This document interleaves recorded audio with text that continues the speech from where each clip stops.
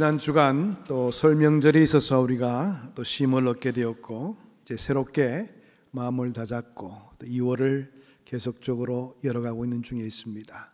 2월은 월급자들에게는 굉장히 의미가 깊은 날입니다. 왜냐하면 연말 정산이 있기 때문에 그런 것이지요. 연말 정산을 잘 하게 되면 또 제2의 보너스라는 세금 환급도 이루어지게 됩니다. 그러니까 많은 분들이 2월 되면 또 긴장하게 되는 경우도 없지 않아 있습니다. 근데 연말 정산을 잘못하게 되면 오히려 또 내놓아야 될 것이 더 많은 경우도 없지 않아 있는 것을 보게 됩니다. 정산이라는 것은 꼭 우리의 생활 속에서 있어야 될 것뿐만 아니라 사실 신앙생활에서도 이 연말 정산 같은 그런 우리의 과단성 있는 모습이 필요치 않나 생각을 해보게 됩니다. 그냥 되는 대로 신앙생활 하다 보면 우리의 삶이 뭔가 자꾸 쳇바퀴 돌듯이 돌게 되는, 또 그뿐만 아니라 너무 근성에 겨워서 신앙생활에 임하는 그런 모습이 보여질 때가 있거든요. 그러니까 우리의 신앙생활에서도 이런 버릴 것은 버리고 또 취할 것은 취할 수 있는 정산의 모습이 필요한 때가 바로 지금이 아닌가 생각을 해봅니다. 옛날 유대나 로마 사회에서는 직업을 구하는 품꾼과 일꾼을 구하는 고용주가 만나는 시장이 있었습니다. 그것을 보통 이제 요즘은 인력시장이라고 그러죠. 서울에도 보면 몇 군데에 인력시장이 형성되고 있는 것을 보게 됩니다. 오늘 주님이 비유로 하신 이 말씀의 이야기의 첫 무대는 포도원 농장의 일꾼을 뽑는 인력시장에서 이루어진 일을 우리에게 말해주고 있습니다. 포도 농장의 주인은 아침 6시 이 인력시장에서 일꾼 몇을 골라서 농장으로 돌아가게 되었습니다. 본문의 말씀에서는 이른 아침이라 이렇게 표현되고 있는데요, 성경에서 이른 아침이라고 이야기할 때는 보통 해뜰녘을 말합니다. 그러니까 한 6시 정도, 오전 6시 정도에 되는 시간에 나가서 사람들을 불러 모으게 된 것입니다. 그리고 품삯을 한 데나리온으로 정하고 그들에게 일을 맡겼습니다. 대체로 보게 되면 그 당시에 한 데나리온이 그들의 품삯에 해당되는 그런 가격이기도 했습니다. 이들이 포도원 농장에서 땀을 흘려 일을 열심히 하고 있는데 또 일꾼들이 계속적으로 아침 9시에도 오고 오전 12시에도 오고 심지어 오후 3시, 5시까지 오게 되는 그런 특별한 현상이 일어나게 되었습니다. 오늘 이 성경에서는 3시라, 제6시라, 제9시라, 제11시라고 그랬는데 이 시간은 로마 시대의 시간입니다. 그래서 오늘날 시간으로 환산해 본다면 거기에서 6시간을 더하면 됩니다. 그러면 오늘날의 시간이 되는 것이지요. 그래서 아까 말씀드린 아침 6시부터 시작해서 오후 5시까지 수많은 사람들이 꾸역꾸역 포도원에 모여들게 되었습니다. 아마 주인은 마지막 5시간까지도 가서 일꾼들이 있는 것을 보면서 불쌍히 여겨서 그들을 불러서 자기의 포도원에 일을 시키고자 했던 것 같습니다. 제일 먼저 오후 5시에 온 사람에게 이제 품삯을 주는 시간이 되어서 한 데나리온씩 품삯을 주게 되었습니다. 그때 새벽녘에 온 사람들의 얼굴에서는 아마 만연의 화색이 돌았을 겁니다. 아니, 내가 비록 한 데나리온의 품삯을 작정하고 이곳에 왔고 또 주인도 한 데나리온씩 준다고 했으니까 지금 5시, 오후 5시에 와서 1시간 일한 사람도 한 데나리온씩 받는다면 적어도 우리는 아침 일찍 왔으니까 좀 더 많은 가격으로 쳐주려니 그런 생각을 가졌을 것입니다. 그런데 오전 일찍 온 사람이나 오후 늦게 온 사람이나 똑같이 한 데나리온씩을 주인이 주었습니다. 그러니까 이제 우리나라도 그렇죠. 고르지 못하게 모든 것이 이루어지게 되면 불평이 있기 마련입니다. 이것저것에서 불평이 터져 나왔습니다. 아예 고래고래 고함을 지르는 사람도 있었던 것 같습니다. 이건 불공평한 처사라, 이럴 수가 있는가, 그렇게 이야기를 했던 겁니다. 이때 농장 주인이 와서 말합니다. 아니, 당신들하고 내가 계약을 맺을 때 한 데나리온씩 준다고 했지 않소? 그러니까 내가 당신들과 계약 맺은 대로 준다는데 무슨 말이 많은 거요? 그러면서 알듯 모르듯 한마디를 남기게 됩니다. 나중된 자로서 먼저 되고 먼저 된 자로서 나중될 자가 많으니라. 그런 이야기를 하면서 이 비유의 내용은 끝을 맺게 됩니다. 본문을 읽을 때 여러분들 이런 의구심이 생기게 될 겁니다. 아, 이 주인도 참 머리가 안 돌아가는 모양이다. 아니, 늦게 온 사람부터 주지 말고 일찍 온 사람 주고 보내면 되는 것이지 뭐. 쉽게 이야기한다면 새벽녘에 온 사람들 한 데나리온씩 주고 보내면 뒤에 몇 데나리온 받았는지 모르잖아요. 그 다음에 오전에 온 사람 또 줘서 보내고, 그 다음에 나중에 오후 3시에 온 사람 보내고, 또 오후 5시에 온 사람 보내게 되면 아마 제일 기뻐한 사람은 오후 5시에 온 사람일 겁니다. 야, 나는 1시간밖에 일 안 했는데도 똑같이 한 데나리온을 받았구나. 다 기뻐할 수 있는 그런 기회가 있는데 왜 이렇게 머리를 잘못 써가지고 이런 결과를 만드나, 그런 생각을 가질 수가 있을 겁니다. 그런데 왜 이 주인은 이런 내용으로 이 일을 처리했을까요? 뭔가 이유가 있을 것입니다. 오늘 이 본문의 초점은 먼저 온 사람에게 있는 거예요. 오늘 비유의 내용은 신앙의 퇴색을 지금 경고하고자 하는 그런 주님의 의도가 이 비유의 내용 속에 담겨져 있는 겁니다. 이 비유의 말씀이 언급되기 전 내용이 마태복음 19장 30절의 말씀인데요. 이 마태복음 19장 30절의 말씀이 끝나고 비유의 내용이 들어가게 되는 것이죠. 20장 1절부터 비유의 내용이 시작되기 때문에 그런 겁니다. 그런데 19장 30절의 말씀을 보게 되면 그러나 먼저 된 자로서 나중되고 나중된 자로서 먼저 될 자가 많으니라, 이런 말씀으로 끝을 맺고 있습니다. 그리고 나서 이 비유의 마지막 부분이 마태복음 20장 16절의 말씀인데요. 아까 이 마태복음 19장 30절의 말씀과 내용은 똑같지만 순서만 다르게 해서 다시 이야기되고 있습니다. 이와 같이 나중된 자로서 먼저 되고 먼저 된 자로서 나중되리라, 이런 이야기를 하십니다. 이것은 먼저 온 자가 나중될 무서운 가능성을 경고하고 있는 내용이라는 것을 충분히 헤아려 볼 수가 있게 됩니다. 먼저 온 사람들의 사명을 일깨워 주기 위한데 이 비유의 목표가 있다는 것을 알 수가 있죠.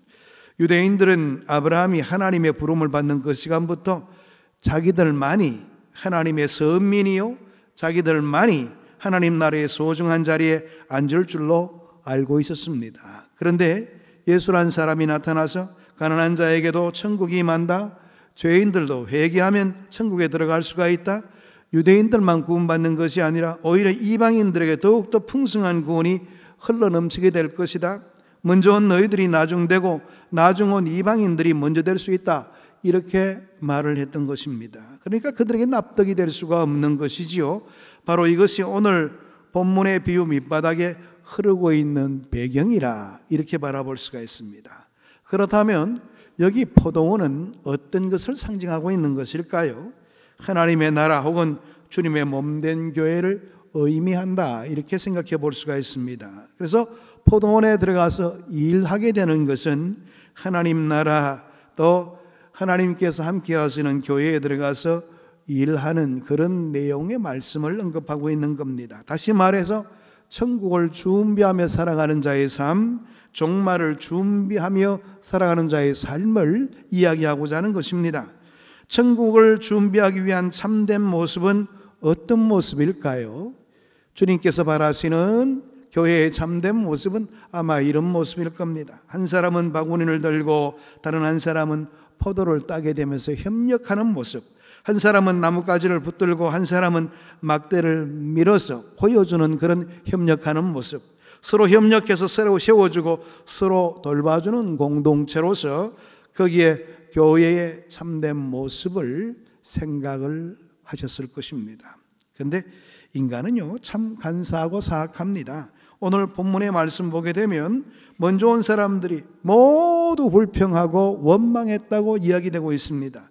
아침 6시에 와서 온종일 일하고 오후 5시에 늦지막히 온 사람들과 똑같이 대우를 받은 사람들을 생각해 본다면 불평의 일리는 있지요. 충분히 이해해 볼 수가 있게 됩니다. 그런데 오늘 정황으로 본다면 오후 3시에 온 사람도 역시 불평했다는 것을 알 수가 있습니다. 모두 다 불평을 했다 그러니까요.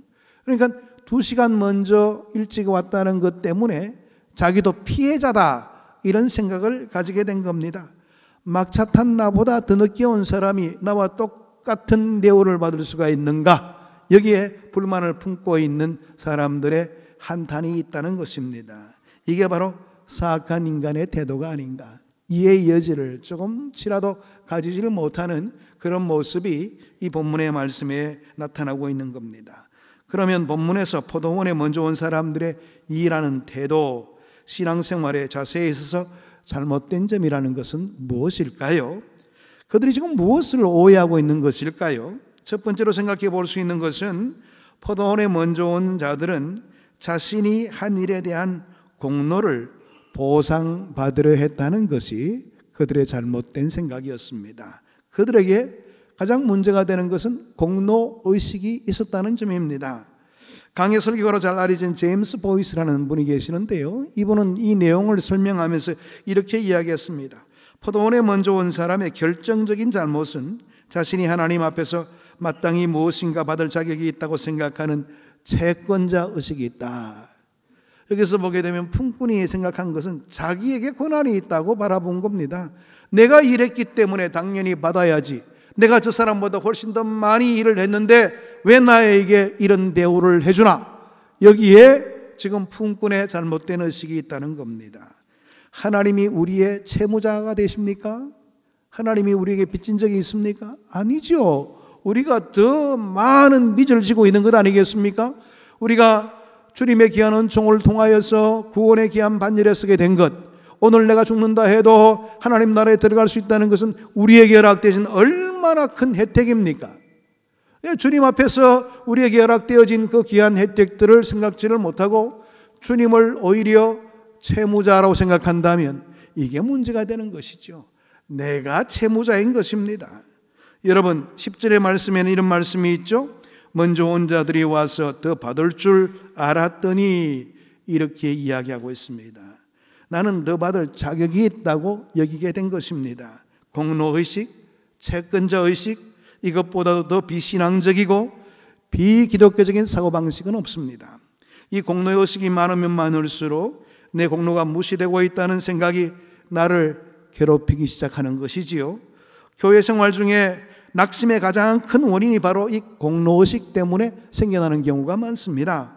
자기가 어떤 일을 했다고 하는 자기 업적을 마음속에 기록해놓고 이런 업적을 이룬 나를 이토록 무시하나, 여기서부터 문제가 심각해지는 것입니다. 자신의 공로만큼 인정받지 못한다고 생각할 때에 괴롭고 자신이 비참해지기 시작하는 겁니다. 아니 이럴 수가 있단 말이야. 내가 교회를 위해서 얼마나 애쓰고 노력했는데 교회가 나를 이렇게 대접해? 이게 문제가 되는 겁니다. 우리는 승리하는 삶을 살아가기 위해서 내가 무엇을 했다고 하는 공로의식을 버려야 되는 겁니다. 그런 것을 철저하게 다 파기시켜야지 우리의 신앙생활이 바르게 될 수가 있게 되는 겁니다. 봉사의 기록 남기려고 하지 마세요. 어떤 분들은 막 엄리합니다 따져가면서 남기는 분들이 계시는데요, 그런 거 자꾸 남기려고 하지 마십시오. 거기에 집착하다 보면 오히려 훨씬 더 상처가 되는 경우가 더 많이 있게 되는 겁니다. 내가 나를 아무리 높여 올려놓아도 하나님이 나를 인정하지 않으신다면 그것은 아무런 소용도 없게 되는 겁니다. 유명한 부흥사인 D.L. 무디와 함께 협력해서 사역을 감당했던 R.A. 토레이 박사가 있습니다. 이분은 신학 박사이기도 하고 부흥사로서도 알려진 그런 귀한 사람이었죠. 이분이 호주 멜버른에서 집회를 인도하는데 종이 쪽지가 하나 강대상으로 올라왔습니다. 그 쪽지에는 이런 내용이 적혀 있습니다. 박사님, 저는 제가 생각하기에 참 옳다고 생각하는 아름다운 기도 제목이 하나가 있어서 오랫동안 기도해 오고 있었습니다. 그런데 하나님이 도무지 내 기도에 응답을 해 주시지 않는 것 같습니다. 저는 3대째 장로교회에서 신앙생활을 하고 있습니다. 나는 25년 동안 주일학교 교사로 봉직했습니다. 20년 동안 교회 장로로 충성을 다했습니다. 이런 내가 기도하는데 하나님은 왜 기도를 들어주시지 않는 것입니까? 여기에 대한 박사님의 고견을 듣고 싶습니다. 그렇게 이야기를 했습니다. 이때 도레이 박사님은 한마디로 대답했습니다. 당신이 그렇게 살았기 때문에 하나님께서 당신에게 뭔가를 해 주어야 된다고 생각하십니까? 그렇다면 당신은 지금 예수님의 이름으로 기도하는 것이 아니고 당신 자신의 이름으로 기도하고 있는 것입니다. 당신의 공로를 내세워서 기도하고 있다는 말입니다. 당신의 공로의식이 없어지기 전까지 당신의 기도는 절대로 응답되지 않을 것입니다. 그렇게 이야기를 했다고 합니다. 여러분, 자꾸 자기를 의식하게 되고 자기를 과대평가하려 들 때에 그때부터 신앙생활은 더욱더 삐뚤어지기 십상이라는 겁니다. 청지기로서 우리가 할 수 있는 유일한 말은 다른 것이 아닙니다. 나는 무식한 종에 불과합니다. 나는 무익한 종에 불과합니다. 하나님, 나를 불쌍히 여겨주심으로 나를 받아주신 것만 하더라도 나는 내 마음과 뜻을 다하여 전부를 주님 앞에 바친다 해도 나는 주님의 그 은혜에 미치지 못합니다. 이게 바로 우리가 지내야 될 기본적인 신앙생활의 자세인 겁니다. 두 번째로, 먼저 포도원에 온 자들의 과오는 흥정하려는 의식이 있었다는 점입니다. 흥정하려는 의식을 가지고 일을 감당했다는 겁니다. 오늘 본문의 또 다른 배경이 오늘 본문의 비유 앞 마태복음 19장 27절에서 30절의 말씀에 있습니다. 거기에는 베드로가 주님 앞에 찾아 나와서 한 이야기의 내용이 나타납니다. 우리는 주님을 섬기기 위해서 모든 것을 버렸습니다. 세상까지도 다 버렸습니다. 가족과 친지를 버렸습니다. 주님, 그런데 우리에게 무엇을 보상해 주시겠습니까? 그렇게 묻고 있는 베드로의 모습이 나타납니다. 주님께서는 말씀하셨죠. 보상이 있다. 그러나 먼저 된 자로서 나중될 자가 많으니라. 그런 말씀으로 끝을 맺고 있습니다. 보상을 안 해주겠다는 것이 아닙니다. 반드시 보상해 주십니다. 그러나 만일 우리가 단순히 어떤 보상만이 동기가 되어서 주님을 섬긴다면 이건 분명히 일하는 동기가 변질된 것이지요. 주님께서 이걸 허락하시면 나도 이걸 드리겠습니다. 이건 잘못된 의식이죠. 우리가 주님 앞에 무슨 빠투제로 주고받고 할 일이 있습니까? 아니죠. 하나님은 일찍 왔느냐 늦게 왔느냐를 묻지 않았습니다. 일하는 동기가 맑고 깨끗하냐를 묻고 있는 겁니다. 예배하는 이 시간에 우리의 가슴 속에서 기쁨이 있느냐 없느냐를 묻고 있을 뿐이지 일의 분량이 문제가 되는 것이 아니라 일의 질을 지금 묻고 있는 것이지 우리가 다르게 생각한다면 주님의 뜻을 왜곡할 수 있는 가능성이 많이 있게 되는 겁니다. 본문의 품꾼이 어떤 사람들이었습니까? 그 당시의 품꾼은요, 예나 지금이나 그냥 일용 근무자입니다. 겨우겨우 하루를 벌어서 먹고 살아가는 그런 낮은 계층의 사람들이었습니다. 그렇습니다. 주인의 얼굴만 봐도, 써주신 것만 봐도 그들은 은혜에 감지덕지해야 되는 사람들이었지요. 오늘 비유에서 불평을 했던 품꾼들도 처음부터 불평했던 것은 아닐 겁니다. 처음에 주인을 만나게 됐을 때 감사했을 거예요. 나를 뽑아주시니 참 감사합니다. 주인의 손을 붙들고 고맙다고 인사를 했을 겁니다. 그러나 이 일을 해나가는 중에서 나중 온 사람들이 생기게 되고 나중 온 사람과 자신들을 비교해 가면서 이제는 뭔가 그의 마음속에 다른 마음을 품게 된 것이지요. 오랫동안 예수를 믿으신 분들은 이 흥정의식, 동기의 변질에 대해서 조심을 해야 되는 겁니다. 우리는 주님과 첫사랑을 맺을 때에 무엇을 해도 감사했고 아무리 하찮은 일을 해도 그 일에 대해서 불평이 없었습니다. 그런데 교회 생활해 가면서 왜 나에게는 이런 하찮은 일을 주냐고 막 불평하는 분들이 계시더라고요. 교회에서 하찮은 일이 어디 있습니까? 다 존귀한 일이지요. 그런데도 불평을 하면서 자기의 일에 만족하지 못하는 분들이 계시더라고요. 그건 뭐냐? 그만큼 우리의 의식이 변질된 증거라, 그렇게 바라볼 수가 있게 되는 것입니다. 여러분, 감사가 원망으로 끝나버리는 그런 삶을 살아서는 안 될 겁니다. 먼저 온 품꾼들은 기쁨이 불평으로 끝나버리게 되는 그런 실패의 삶을 살게 되고 만 것입니다. 우리도 이런 삶의 자리에 거하지 않도록 노력해야 될 겁니다. 세 번째로, 포도원에 먼저 온 사람의 가오는 비교의식을 가지고 일을 했다는 점입니다. 많은 사람들이 자기 자신을 그대로 받아들이지 못하고 남과 비교하다가 불행에 빠져드는 경우가 얼마나 많이 있는지 모릅니다. 한 학교에 참 예쁜 여학생인데 얼굴이 새카만 여학생이 있었습니다. 그런데 그 짝꿍은 또 얼굴은 예쁜데 얼굴이 하얀 아이가 앉아 있었습니다. 두 소녀가 같이 짝꿍이 되어서 생활하는데요. 그런데 이 하얀 아이는 까만 아이가 참 부러웠어요. 야, 저렇게 그냥 건강하게 생겨가지고 나 저렇게 튼튼하게 생기면 얼마나 좋을까, 그렇게 생각했습니다. 그런데 조금 있어 보니까 까만 아이가 오히려 하얀 아이에게 이렇게 이야기하는 거예요. 야, 어떻게 하면 그렇게 하얘질 수가 있어? 하얘질 수 있는 그 비결을 좀 알려줘. 워낙 저러다 보니까 뭐 특별하게 뭐가 있겠어요. 태생이 하얗게 태어났으니까 하얄 뿐이죠. 그래서 할 이야기도 없고 그러니까 나도 잘 모르겠는데 그러면 한번 세제로 한번 씻어봐라. 아유, 빨래도 하얗게 만드는데 세제로 씻어보면 하얗게 될 수도 있지 않겠냐, 그렇게 이야기를 했다는 거였어요.